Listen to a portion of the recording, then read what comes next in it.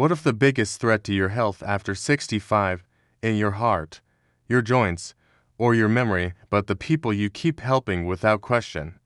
Let me ask you something uncomfortable. Why do the many seniors believe being kind means being endlessly available, even when it costs them their peace? From the very first moment, there's a mystery here. Helping others feels right. It feels moral.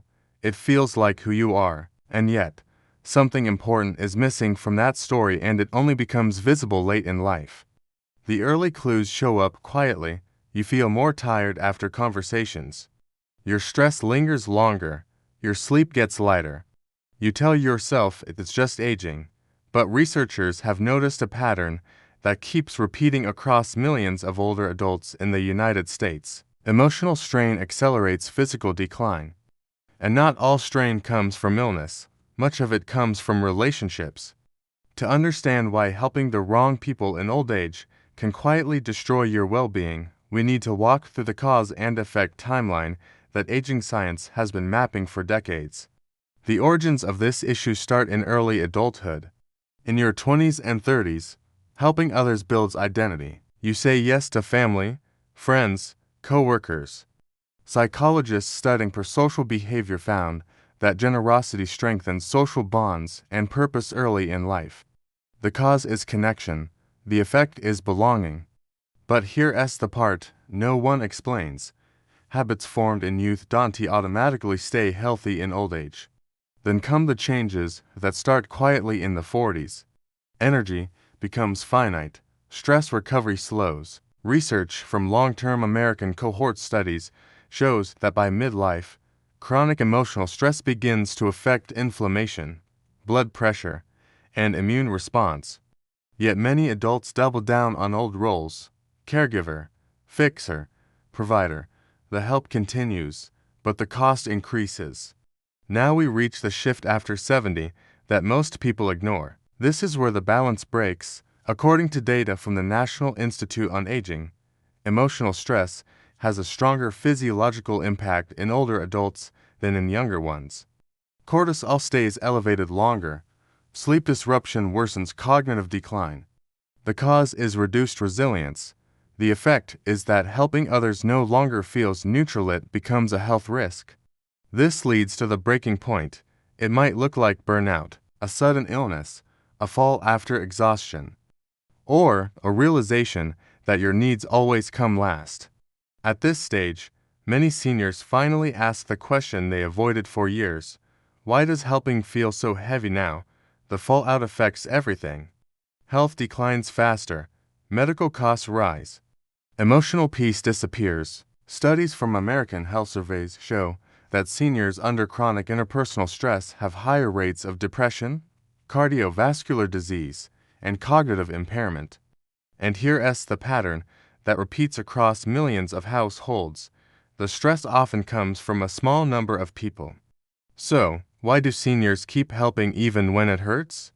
Because of failed fixes driven by old advice. Family always comes first. You should stay useful. Saying no is selfish. These beliefs were shaped in a different era, one where lifespan, medical complexity, and economic pressure were very different. Today, they quietly trap older adults in cycles of depletion. Now, here's where the missing truth finally comes into focus. If you want to protect your peace and well-being in old age, there are 4 types of people you must stop helping, and almost no one warns you about them. The first type is the chronically dependent adult. This isn't about compassion. It's about patterns.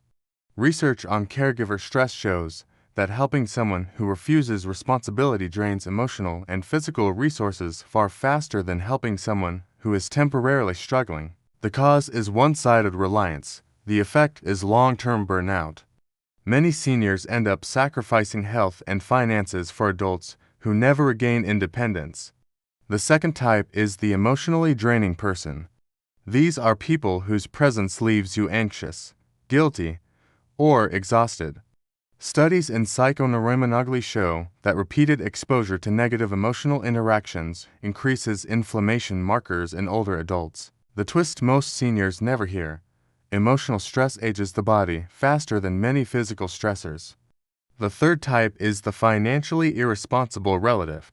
According to U.S. elder financial abuse data, family members are the most common source of financial harm to seniors. Helping with money often starts small. Then it grows. The cause is blurred boundaries. The effect is financial insecurity at the stage of life where recovery is hardest.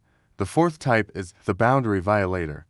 This is the person who ignores your limits, dismisses your health, or treats your time as infinite. Aging research shows that lack of perceived control is a major predictor of depression and cognitive decline. When you help people who don't respect boundaries, you lose agency, and agency is protective in old age. Now link this to today. Across the United States, millions of seniors are living longer than ever, but not necessarily better. The data is clear. Those who protect emotional energy maintain better health, sharper cognition, and greater independence. Those who don't decline faster, even when their medical profiles look similar. Here's the small twist that changes everything. Protecting your peace doesn't make you cold. It makes you sustainable. So, what can you do right now if you're over 60? First, direct action. Audit your energy, not your intentions. After interactions, ask yourself how your body feels. Tension is data. Second, direct action. Practice saying no without explanation. Research shows that boundary setting reduces stress hormones and improves sleep in older adults. Third, direct action. Redirect help toward systems, not sacrifice. Support people by guiding them to resources instead of becoming the resource. Here's the clear warning based on evidence. Chronic emotional stress accelerates aging and increases disease risk, even in otherwise healthy seniors. And here's the open thought to carry into the next video. If peace is one of the strongest predictors of healthy aging, why do we treat it as optional? If this resonated, like this video and share it with someone who keeps giving at their own expense. And for the next chapter, where we uncover the early signs that a relationship is quietly harming your health. Subscribe now.